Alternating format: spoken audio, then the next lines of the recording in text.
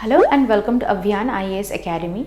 Today we will be taking up punctuations. So first let us go over the differences between the punctuations which would talk about pausing in the sentence. The shortest punctuation in a sentence, as I have written, is the comma. Then comes the semicolon, then comes the colon, and finally comes the full stop. We'll deal with these two little later. First we'll take with the comma and the full stop. For the full stop, as you all know, it's used to end a sentence.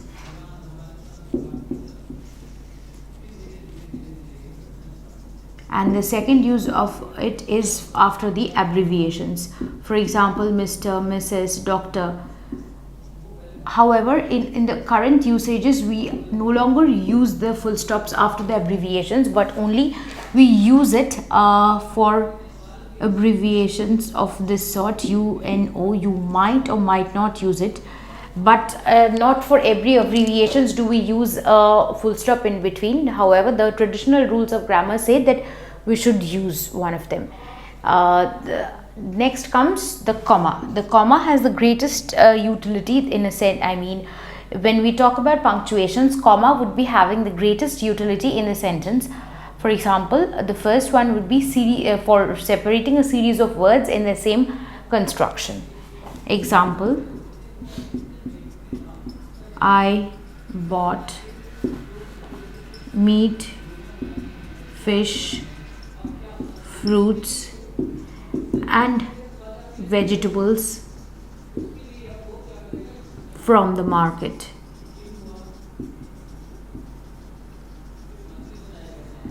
In this sentence, we are talking about a series of items which were bought by somebody from the market. So these are being separated by commas and finally joined by and. So putting a comma before and or not putting a comma before and is something which you can choose to decide. However, be consistent about the construction. If you want to use a comma, that's perfectly fine. If not, that is also fine. But we have to choose to be consistent about a comma before or after the and. Also, another example could be I went to places like Missouri, Darjeeling, Missouri, Darjeeling, and Shimla in one go.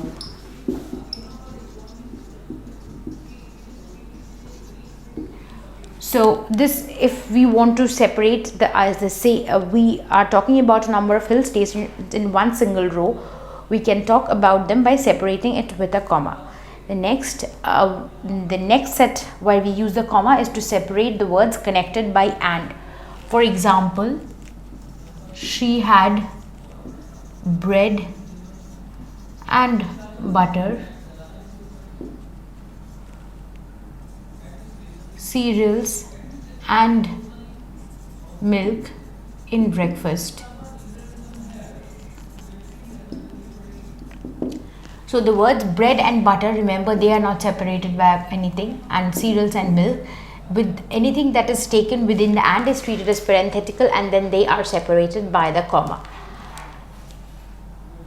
We can also take one more example, like she went out to have fish and chips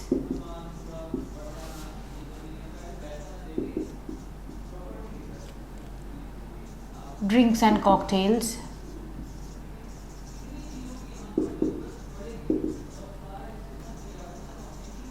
before she returned home. So these sentences are joined by and separated with a comma. For the third case, after a nominative absolute. What is a nominative absolute? A nominative absolute is a part of the sentence which is independent and stands free, and it's the absolute part of the sentence containing both the subject as well as the verb. So how do we punctuate a sentence having a nominative absolute? For example, if we say the dragon being slain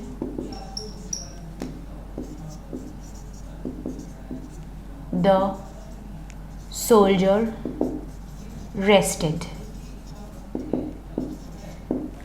For example, this is the absolute part of the sentence, a dragon being slain, which is separated by the comma, and then we say the soldier rested. For example, a next sentence could be having dealt with trouble, he knew the way out. So this is the absolute part of the sentence, which contains both the subject as well as your verb. So, and it is independent of the other parts of the sentence. Hence, that's the nominative absolute. In a sentence, a nominative absolute is also separated by a comma from the rest of the sentence. The next rule is we use a comma to separate nouns or phrases in appositions. For example, Philip the carpenter built the wall.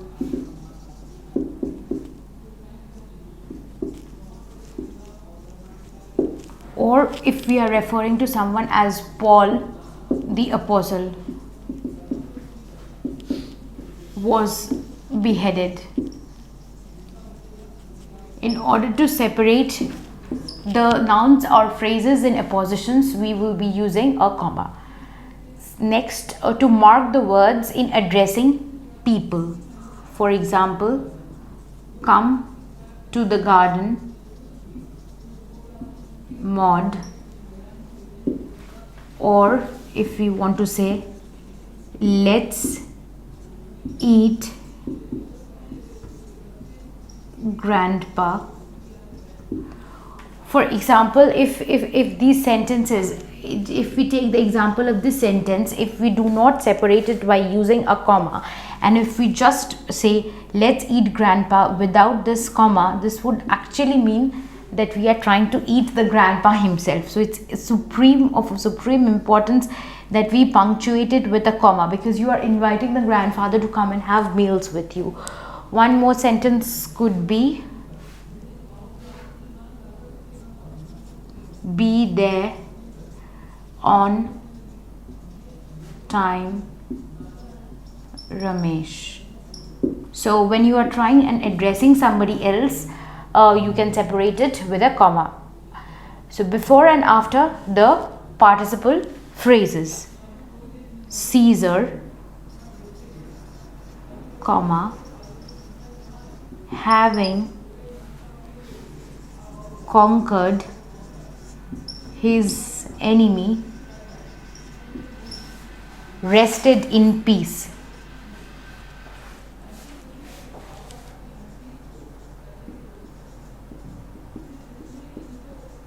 Remember that a participle phrase sees after, so this having conquered his enemy is your participle phrase. This is both separated by a comma before and after it. As we had learned from the first rule, in order to address somebody or before and after the name, or to mark a word or a noun or phrase in apposition, that rule also applies, because we have to put a comma after Caesar. And also secondly, the rule that applies is before and after the participle phrases, having conquered his enemies. The next rule that comes is before and after phrases or clauses. For example, his behavior was rude to say. So we are separating the parts of the phrases and the clauses with a comma. His behavior was rude to say, or let's say to begin with. So any part of the sentence that has a phrase or a clause with it will be separated by a comma. Another example could be his story in all ways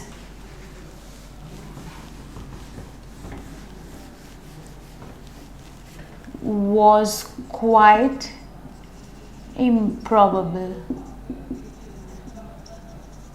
So remember that punctuations, although they are being used a lot by our sense of reading, that is what governs the punctuations as well, because punctuations are given in order to make the sentences better readable, right? For example, his behavior was rude to say. If we do not write the sentence without a punctuation and we do not read it, for punctuations are also indicators to show how to read the sentence or the words better. So if we do not use a punctuation mark in these places and say it as in a continuous sentence, the emphasis on his rude behavior is somewhere goes missing.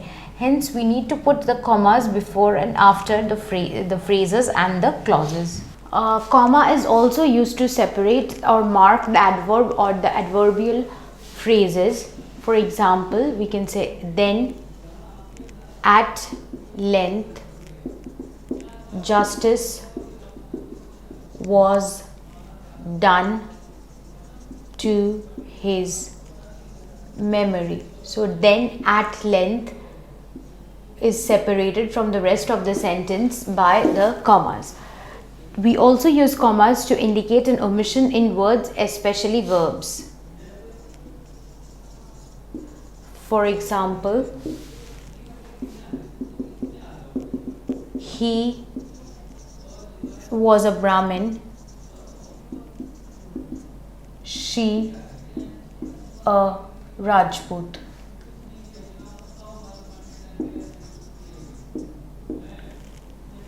Here we are omitting the word was, and in place of that we are placing the comma. We can also say he will succeed, you never. Here we are abolishing the word will and placing a comma instead of that in order to say that he will succeed and you will not. To separate the coordinate, and the next usage would be to separate the coordinate clauses in a compound sentence. For example, men may come and go, but he stays. We can also use it in sentences like I came, I saw, I conquered. So all these parts are separated with a comma. The next usage would be to mark off direct quotations. For example, when we say she asked, will you be at home? He inquired, comma, are you free? For all these sentences, before we begin them off with a direct quotation, we will have to separate them with a comma. Sometimes instead of commas we can find the dashes and the end dashes, which would be discussed when we go over to discuss the utility of the dash in a sentence. Now let us go over to a few more utility, which is to separate a verb from a long sentence in a to punctuate them. Next would be to separate a verb in a long sentence.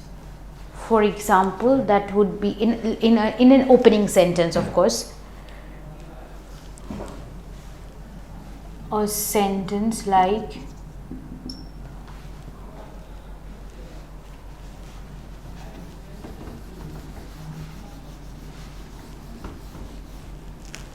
all the great and the good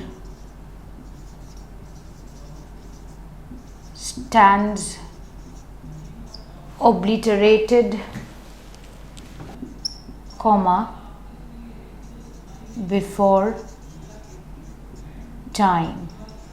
So in order to separate, we will just be putting a comma after the word obliterated, which is a verb in the sentence, that is just before time. You could also use the other rule, that is when we are talking with the sentence with the adverb of, when we are referring to the time, that's using the adverb of before time. So that is also separated by a comma.